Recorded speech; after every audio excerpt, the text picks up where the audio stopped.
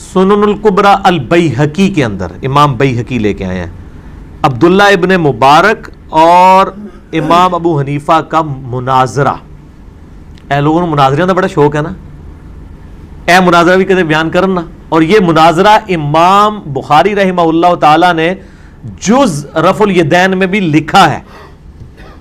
باقاعدہ آپ اس کے انڈیکس میں جائیں, ہماری ویب سائٹ کے اوپر جز رفع الیدین رکھی ہوئی ہے, اس کا 70 نمبر پیج ہے, پی ڈی ایف ڈاؤن لوڈ کریں.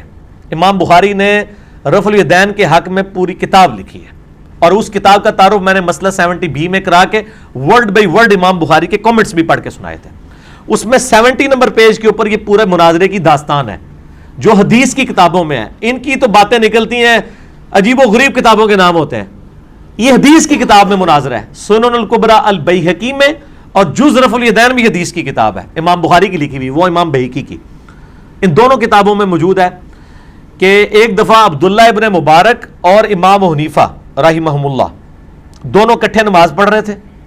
عبداللہ ابن مبارک کہتے ہیں کہ میں نے رکوع میں جاتے وقت اور رکوع سے اٹھتے وقت رفع الیدین کیا اور امام حنیفہ نہیں کیا.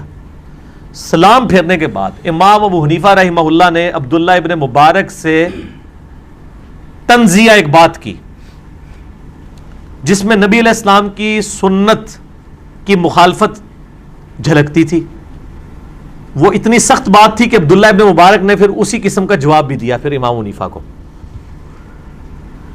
امام حنیفہ رحمہ اللہ نے کہا کہ اے عبداللہ, جب تم نماز پڑھ رہے تھے نا تو مجھے لگا کہ تم اڑنے لگے ہو نماز میں, بار بار جو اپنے ہاتھ ایسے اٹھا رہے ہو پنکھوں کی طرح.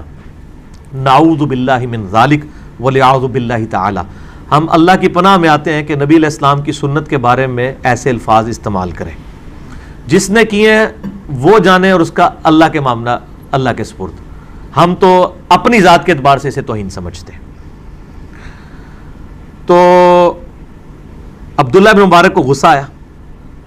عبداللہ ابن مبارک نے پھر آگے سے اینٹی وینم الزامی جواب, پھکی والا جواب دے دیا.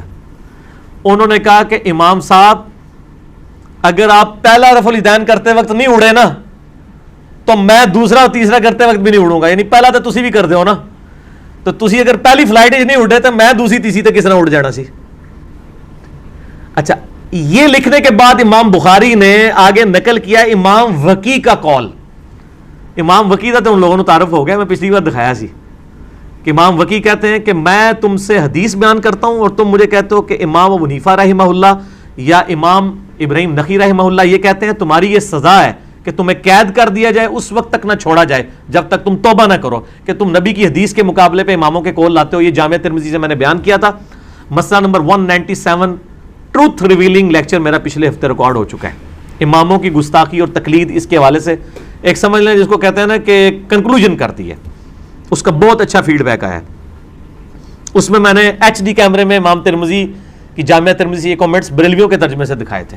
یہ امام وکی نے ادھر بھی کامنٹس کیے ہوئے ہیں, اور امام وکی نے کہا ہے کہ عبداللہ ابن مبارک رحمہ اللہ نے جو کچھ کہا, بلکہ یہ کامنٹس ہے ہی بڑے فٹ قسم کے ہیں, میرے پاس PDF میں ہے وہ موجود, کیا نام ہے, جز رفع الیدین. میں ورڈ بائی ورڈ پڑھ دیتا ہوں تاکہ کسی کو یہ نہ ہو کہ اس نے کوئی کولوئی گال بنا دیتی ہے,